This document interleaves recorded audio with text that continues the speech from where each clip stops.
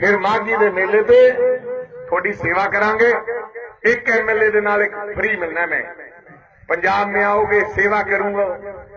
अगर गोठवाल 20,000 से जीता, जो भी पंजाब आएगा उसको चाय के साथ गुलाब जामुन मिलेगा दिन में, और रात को सुनो ताया जी, सुनो ताऊ सुन, रात को खांसी वाली दवाई भी मिलेगी।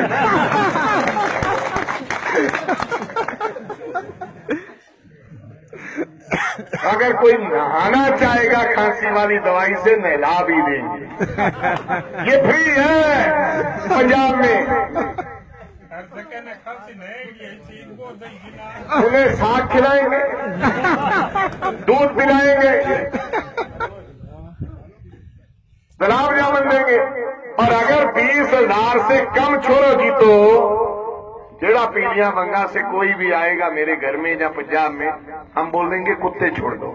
मैं आ वीडियो हुने ਜਿਹੜੀ देखी आ राजा जी ਦੀ MLA ਸਾਹਿਬ ਦੀ, ਤੇ ਆ ਵੀਡੀਓ ਦੇਖ ਕੇ ਬੜਾ ਦੁੱਖ ਹੋਇਆ, ਕਿਉਂਕਿ ਪੰਜਾਬ ਇੱਕ ਇਹੋ ਜਿਹਾ ਸੂਬਾ ਜਿਹੜਾ ਦੁਨੀਆ ਭਰ 'ਚ ਮਹਿਮਾਨ ਨਵਾਜ਼ੀ ਵਜੋਂ ਜਾਣਿਆ ਜਾਂਦਾ, ਤੇ ਇੱਥੋਂ ਦੀ ਲੋਕਾਂ ਦੀ ਫਿਤਰਤ ਆ ਵੀ ਬਾਹਰੋਂ ਆਏ ਮਹਿਮਾਨ ਦੀ ਆਓ ਭਗਤ ਕਰਨਾ। ਪਰ ਬੜੇ ਦੁੱਖ ਨਾਲ ਮੈਂ ਆ ਗੱਲ ਕਹਿ ਰਿਹਾ ਵੀ ਰਾਜਾ ਜੀ ਜਿਹੜੇ ਸਾਡੇ ਭਰਾ MLA भी आ, कुलीग भी आ, इन्हों आ शब्दावली जो आपदे सूबे प्रति बाहर जाके वरत रहे आ इन्हों चंगी नहीं, इन्हों सोभदी नहीं। जेड़े पंजाब च हालात आ ना, जो इन्होंने कांग्रेस के मुख मंत्री साहब ने सारिया ने इन्होंने MLA ने बनाए हुए आ, ते अगली बारी जदों इलैक्शन आना मैनूं लगदा भी जनता ने इन्हां दे मगर कुत्ते छड्ड देने आ।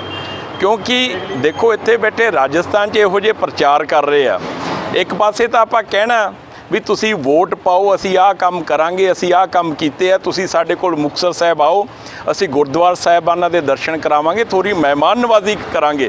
ते एक पासे कहना भी वोट ना पाई ते कुत्ते छड्डांगे, आ धमकी दे रहे। मैं ये वायरल तुहाडा जिहड़ा वीडियो तुसी कह रहे हो मैं देखिया नहीं, ਤੇ ਮੈਂ ਬਿਲਕੁਲ ਨਹੀਂ ਯਕੀਨ ਕਰਦੀ ਕਿ ਰਾਜੇ ਨੇ ਇਹੋ ਜੀ ਗੱਲ ਕੀਤੀ ਹੋਵੇ। ਜੇ ਵੀਡੀਓ ਤੁਹਾਡੇ ਸਾਹਮਣੇ ਪੇਸ਼ ਕੀਤੀ ਜਾਵੇ ਤਾਂ ਫਿਰ ਤੁਸੀਂ ਕੀ ਕਹੋਗੇ? ਮੈਂ ਕਹੂੰਗੀ ਡਾਕਟਰ ਹੈ, ਮੈਂ ਨਹੀਂ ਕਹੂੰਗੀ ਕਿ ਕਿਹਾ ਉਹ ਸਿਆਣਾ ਬੰਦਾ ਹੈ ਜੀ, 2 ਵਾਰੀ ਇਲੈਕਸ਼ਨ ਜਿੱਤ ਚੁੱਕਿਆ ਹੈ, ਯੂਥ ਕਾਂਗਰਸ ਪ੍ਰੈਜ਼ੀਡੈਂਟ ਹੈ ਸਾਰੇ ਆਪਣੇ ਆਲ ਇੰਡੀਆ ਦਾ। ਮੈਂ ਨਹੀਂ ਮੰਨਦੀ ਕਿ ਉਹ ਇਹੋ ਜੀ ਗੱਲ ਕੀਤੀ ਹੈ ਜੀ, ਉਹਨਾਂ ਨੇ ਕਿਸੇ ਨੇ ਸ਼ੈਤਾਨੀ ਕੀਤੀ ਹੋਣੀ। ਪਹਿਲੇ ਵੀ ਤੁਹਾਨੂੰ ਯਾਦ ਹੋਗਾ ਜੇ ਇੱਕ ਇਹਨਾਂ ਦਾ ਵੀਡੀਓ ਕੱਢਿਆ ਸੀਗਾ ਜਿਹਦੇ ਵਿੱਚ ਉਹਨਾਂ ਨੇ ਕਿਹਾ ਸੀਗਾ ਕਿ ਤੜਾਗੀ ਵੀ ਦੇਵਾਂਗੇ ਫਲਾਣਾ, ਉਹਦੇ ਵਿੱਚੋਂ ਉਹਨਾਂ ਨੇ ਖਾਲੀ ਇੱਕ ਨਿੱਕਾ ਜਿਹਾ ਟੋਟਾ ਕਰਕੇ ਇਕੱਠਾ ਕਰਕੇ ਕੀਤਾ ਸੀ, ਉਹ ਵੀ ਗਲਤ ਸੀ।